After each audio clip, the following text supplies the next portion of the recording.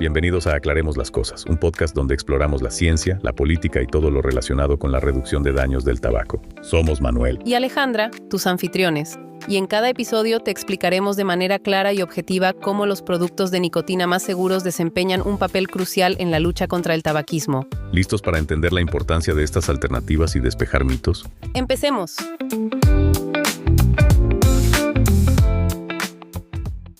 De nuevo, bienvenidos a nuestro cuarto capítulo de Aclaremos las Cosas, un proyecto de Vaping Today. Les habla Manuel. Y yo soy Alejandra. Los estaremos acompañando de nuevo el día de hoy.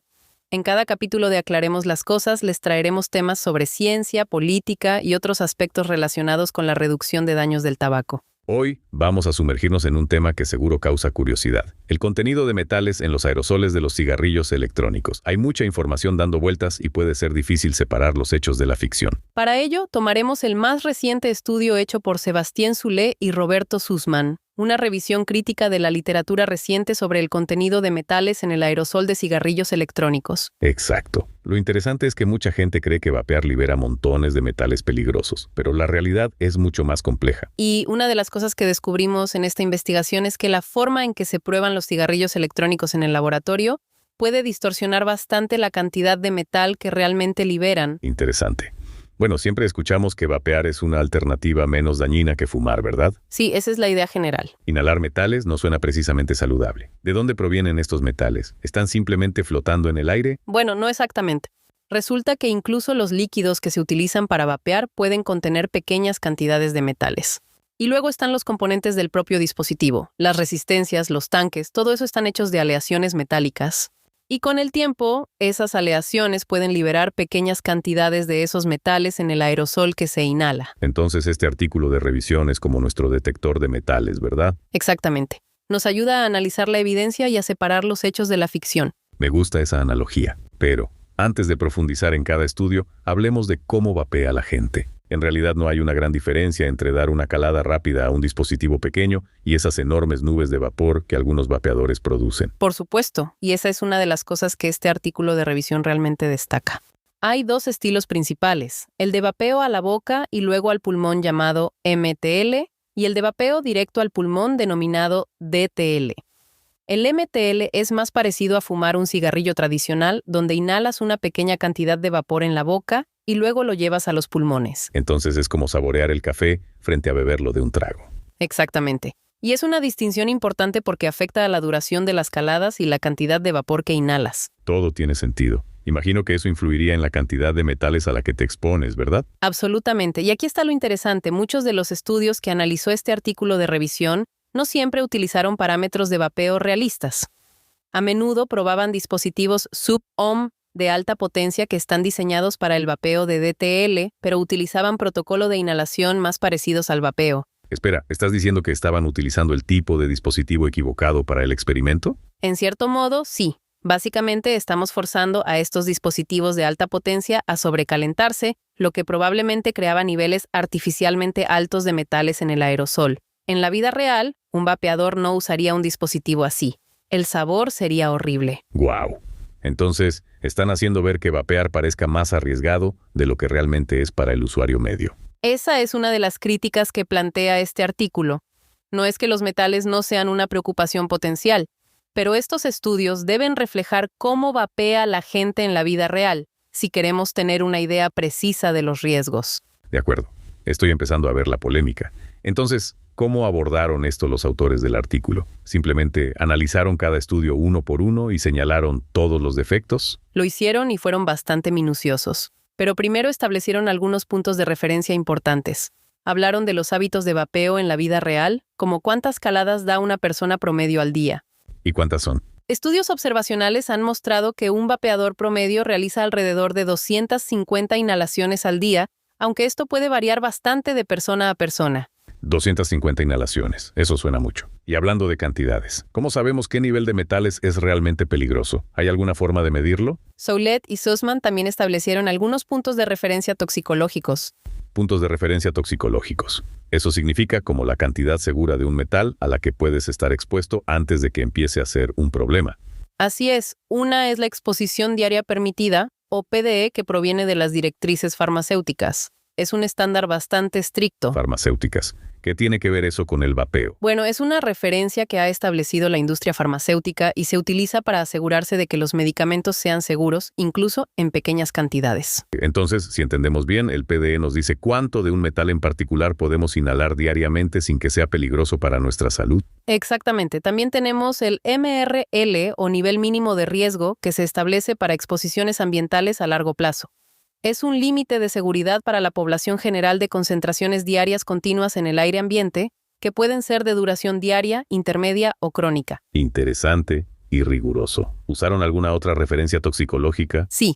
Por último, está el REL, límites de exposición recomendados. Se trata de límites de exposición que deben proteger la vida de los trabajadores frente a sustancias o condiciones peligrosas en el lugar de trabajo. Ah, ya veo. Entonces están utilizando una variedad de estándares para evaluar los niveles de metales encontrados en estos estudios de vapeo. Exactamente, quieren asegurarse de que no están comparando manzanas con naranjas, y aquí es donde las cosas se ponen realmente interesantes. Vamos a sumergirnos en algunos de estos estudios. Me intriga. Me gustaría saber qué encontraron exactamente. Antes de empezar, hay que entender cómo funciona un cigarrillo electrónico. Básicamente, es un elemento calefactor que contiene una resistencia atravesada con algodón orgánico. El algodón se humedece con el líquido que contiene nicotina, saborizantes y otros compuestos. La resistencia se calienta gracias a la corriente eléctrica generada por una batería. Al calentarse, vaporiza el líquido que está en el algodón, transformándolo en un aerosol que se inhala. Suena bastante sencillo, pero ¿dónde entran los metales en todo esto? ¿De dónde provienen? Buena pregunta. Resulta que algunos metales pueden liberarse de la propia resistencia que calienta el líquido, y aquí es donde el concepto de régimen óptimo es clave. Régimen óptimo. Suena técnico. ¿Puedes explicarlo de forma más sencilla? Imagina que estás cocinando en un horno. Si la temperatura es muy baja, la comida no se cocinará, pero si es demasiado alta, se quemará. El régimen óptimo es como encontrar la temperatura ideal para que el horno funcione de manera eficiente. En un dispositivo de administración de nicotina de bajo riesgo, este régimen se refiere al rango de potencia que permite que la resistencia funcione correctamente. Vaporiza el líquido sin sobrecalentarse. Entiendo la analogía. Entonces, si la resistencia se sobrecalienta, podría liberar más metales, ¿correcto? Exactamente. Y aquí es donde el flujo de aire juega un papel crucial. No se trata solo de obtener una bocanada satisfactoria, sino de enfriar el vapor para que se liberen menos metales. Piénsalo como un sistema de ventilación que evita que la resistencia se sobrecaliente. Claro, como el ventilador de una computadora. Tiene mucho sentido ahora. ¿Cómo se relacionan las pruebas de laboratorio con todo esto? ¿No deberían tener en cuenta el flujo de aire y la potencia del dispositivo? Ahí está el problema. Muchos estudios utilizan un protocolo de prueba estándar que no refleja la variedad de dispositivos y estilos de vapeo que existen en la vida real. Ahora sí vamos a sumergirnos en algunos de estos estudios para entender dónde están los errores metodológicos. ¿Te parece? Hagámoslo. Estoy listo para ver lo que estos detectores de metales descubrieron. Perfecto. Empecemos con un grupo de investigadores que han publicado bastante sobre este tema. Olmedo y su equipo de la Universidad Johns Hopkins analizaron 56 dispositivos de tanque diferentes recogidos de vapeadores reales. 56 dispositivos. Eso parece un tamaño de muestra bastante decente. ¿Qué encontraron? ¿Algo alarmante? Bueno, ahí es donde las cosas se ponen un poco turbias. Afirmaron que para varios metales, como el cromo, el manganeso, el níquel y el plomo en más la mitad de las muestras, superaban los valores de referencia toxicológicos. Pero hay una trampa. Sabía que tenía que haber una trampa. ¿Cuál es? Soulet y Sussman, los autores del artículo de revisión, descubrieron que el equipo de Olmedo había calculado mal la ingesta diaria de estos metales. No tuvieron en cuenta el hecho de que en la vida real, el aerosol que inhalas se diluye en un volumen de aire mucho mayor que en su configuración de laboratorio. Ah, ya veo. Así que sus cálculos estaban un poco distorsionados, haciendo que pareciera que los vapeadores estaban recibiendo una dosis mucho mayor de metales de la que probablemente recibía. Exactamente. Y además estaban comparando sus resultados con los límites de exposición continua, como si alguien estuviera vapeando las 24 horas del día, los 7 días de la semana. El vapeo es intermitente, así que eso también sesga los resultados. Eso cambia todo. Entonces, ¿qué pasó cuando el artículo de revisión volvió a hacer los cálculos utilizando suposiciones más realistas? Bueno, encontraron que ninguno de los niveles de metales realmente superaba esos estrictos límites de seguridad.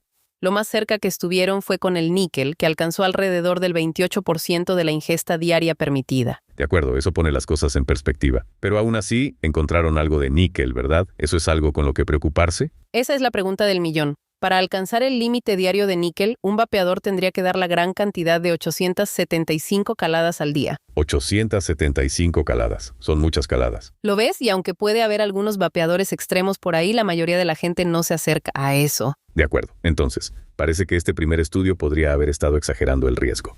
Pero ¿qué pasa con los otros estudios que publicó ese grupo? ¿Cometieron los mismos errores de cálculo?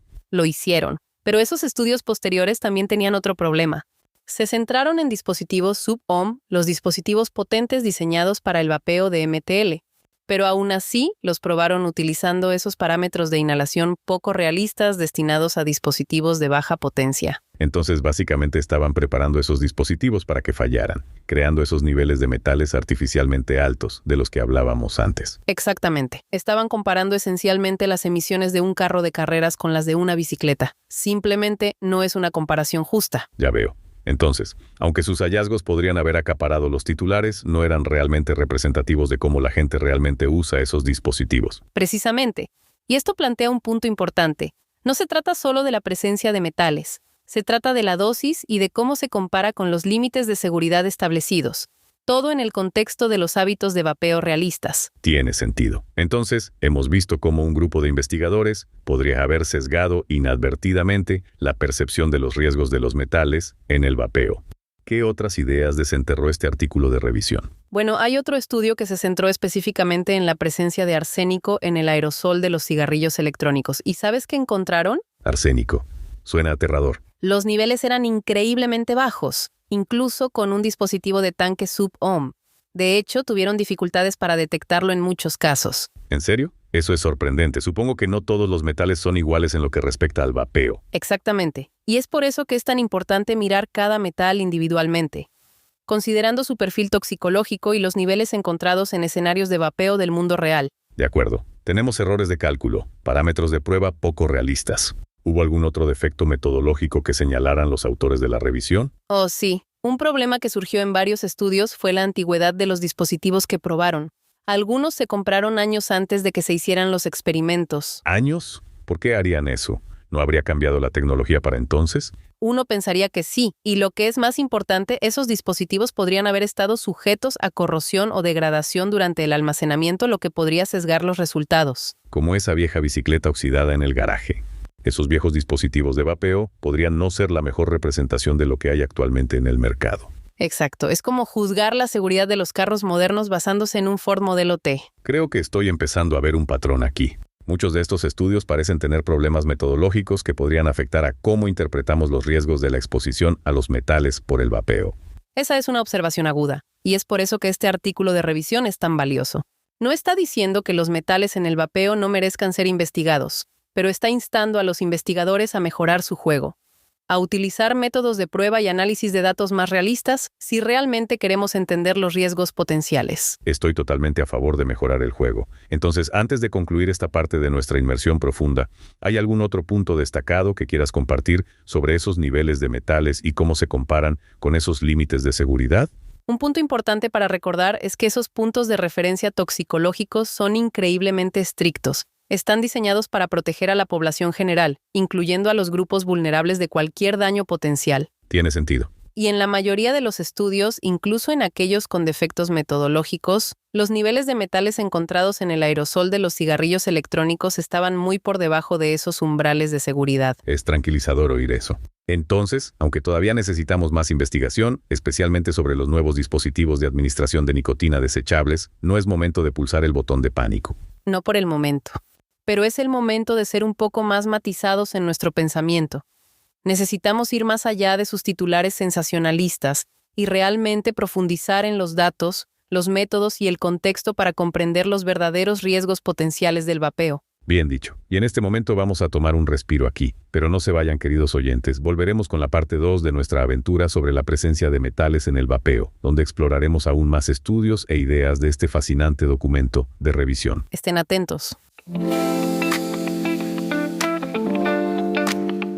Y estamos de vuelta en Aclaremos las Cosas. Seguimos explorando este fascinante mundo de los metales en los aerosoles de los cigarrillos electrónicos. Así es, ya hemos visto algunos estudios que, digamos, levantaron algunas cejas, pero este artículo de revisión analizó un total de 12. ¿Qué más encontraron? Hay mucho más que desempacar. Tengo curiosidad por saber qué otros descubrimientos hicieron. Bueno, un grupo de investigadores de los CDC, que son los Centros para el Control y la Prevención de Enfermedades de los Estados Unidos, realizaron un par de estudios bastante interesantes. En el primero, analizaron meticulosamente 12 dispositivos diferentes, incluyendo algunos modelos antiguos que se habían adquirido años antes del estudio. Un momento. ¿Modelos antiguos? ¿No acabamos de hablar de cómo eso podría ser un problema? Sí, podría serlo. Y los propios investigadores reconocieron el riesgo de que la corrosión o la degradación pudieran afectar a los resultados. Pero incluso con esa advertencia, encontraron que los niveles de metales en el aerosol eran generalmente bastante bajos. De acuerdo. Muy por debajo de esos límites de seguridad de los que hablamos antes. Entonces, otro caso de datos que tal vez no sean los más representativos, pero que aún así no hacen saltar las alarmas. Exactamente. Pero luego su segundo estudio lanzó una especie de bola curva. Probaron 3 dispositivos de cápsula populares. ¿De esos pequeños y elegantes que son tan populares hoy en día? Exactamente, Joule, Mi Blue y View Salto, cada uno con sabores diferentes, y en su mayor parte, los niveles de metales fueron de nuevo bastante bajos, excepto... ¿Excepto? Siempre hay un excepto, ¿verdad? Supongo que aquí es donde las cosas se ponen interesantes. Lo hay por alguna razón. Una combinación específica del View Salto con un cartucho de sabor produjo niveles sorprendentemente altos de ciertos metales. ¿En serio? Cobre, níquel y plomo incluso. De hecho, eran comparables a lo que esos otros investigadores encontraron con esos poderosos dispositivos sub-ohm. Espera un momento.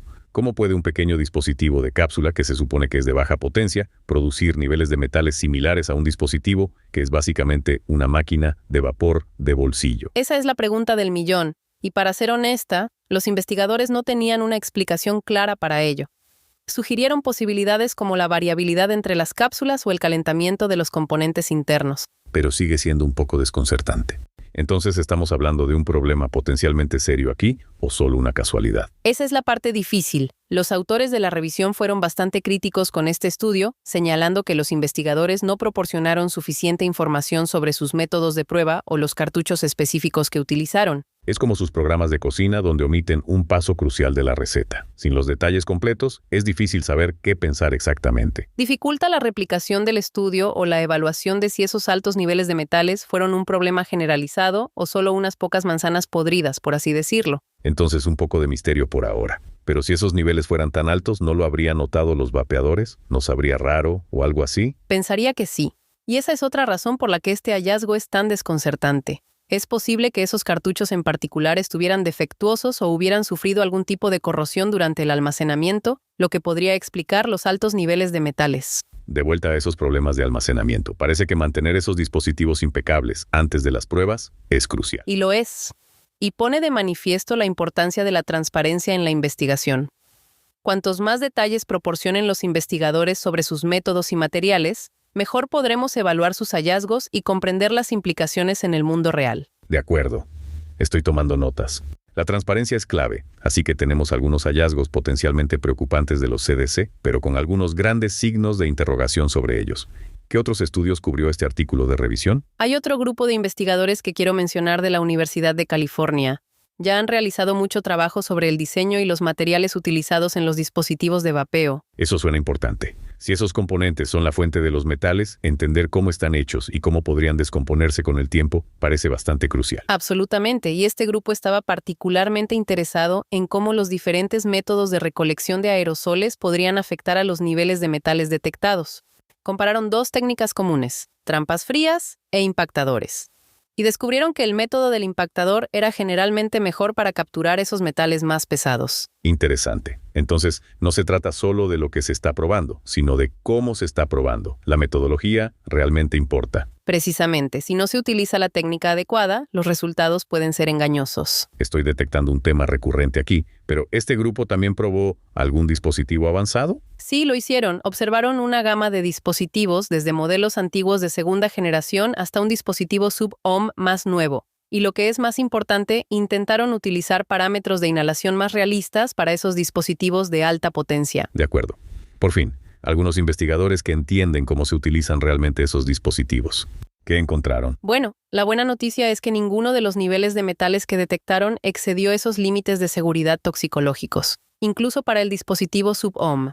Pero al igual que algunos de esos estudios anteriores, utilizaron dispositivos que tenían varios años, por lo que la corrosión aún podría haber sido un factor.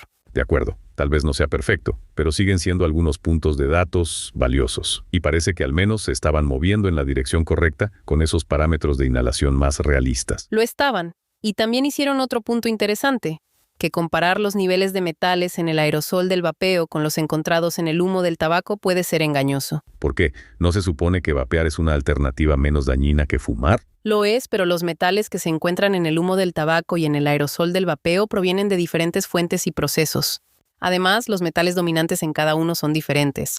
Por ejemplo, el níquel y el zinc suelen ser los metales más abundantes en el aerosol de vapeo, pero se encuentran en cantidades mucho menores en el humo del tabaco. Entonces es como comparar un motor diésel con un motor de gasolina. Sí, ambos producen emisiones, pero la composición de esas emisiones es diferente. Esa es una gran analogía. No se trata solo de la presencia de metales, sino de los tipos y cantidades específicos y de cómo se relacionan con los umbrales de seguridad establecidos. Entendido. Tenemos que ser más específicos en nuestras comparaciones, no solo agrupar todos los metales juntos. Exactamente. Y eso nos lleva a un último punto que este documento de revisión enfatizó: cómo esos estudios comunican sus hallazgos. Esto debería ser bueno.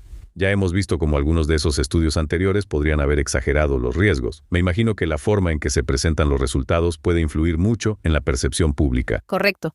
Y este documento de revisión fue bastante crítico con la forma en que algunos estudios enmarcaron sus hallazgos, a menudo utilizando un lenguaje alarmista que podría no haber estado del todo justificado por los datos. Entonces, un poco de sensacionalismo quizás, intentando captar esos titulares. Parece que a veces la búsqueda de atención puede distorsionar la información científica. Hagamos una última pausa para finalizar este emocionante capítulo. Y estamos de vuelta en Aclaremos las Cosas, en la parte final de nuestro análisis del estudio de revisión de la presencia de metales en el vapor de los cigarrillos electrónicos.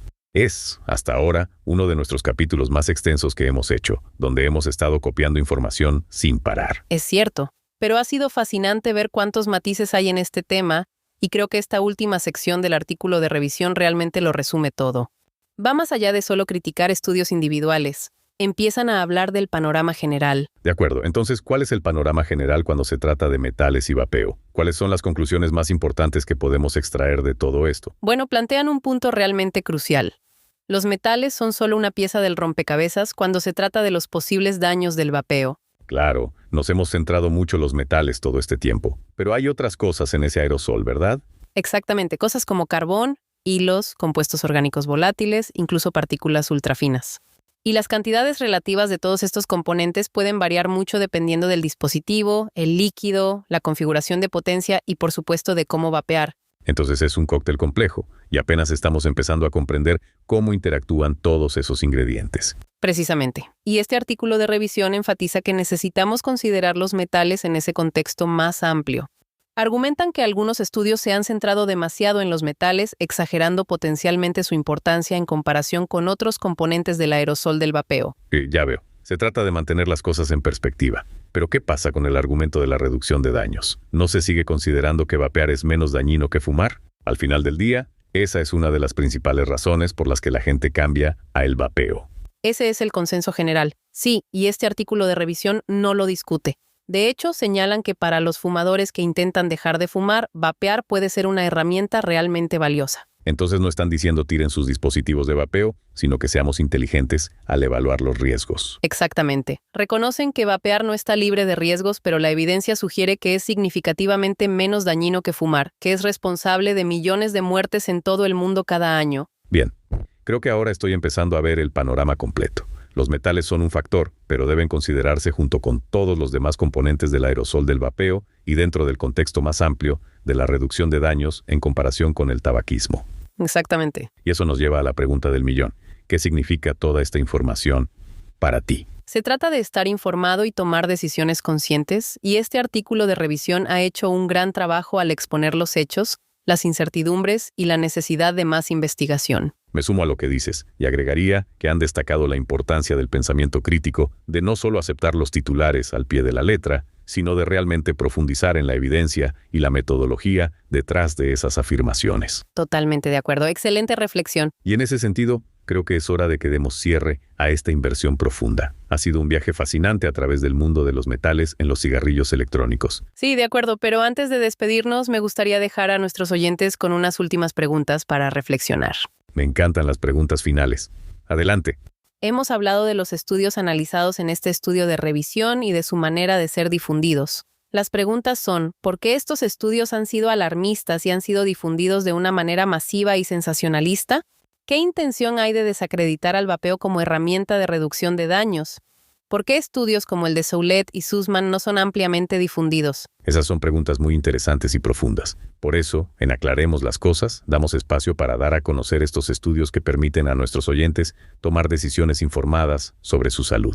Así que, queridos oyentes, si tienen curiosidad, les animo a que piensen y exploren esas preguntas a ver qué pueden descubrir. Excelente punto. Siempre es importante mantener esas mentes curiosas ocupadas. Muchas gracias, Alejandra, por ayudarnos a navegar en este complejo y a veces controvertido tema. El placer ha sido mío. Ha sido un gusto compartir esta información con todos ustedes y agradecer a nuestros increíbles oyentes por acompañarnos hasta el final de este extenso podcast. Nos encantaría escuchar sus opiniones, así que no duden en contactarnos en las redes sociales y contarnos qué les llamó la atención. Esperamos haberles brindado las herramientas para que se conviertan en defensores informados de este movimiento tan importante y a que tomen decisiones informadas sobre su salud.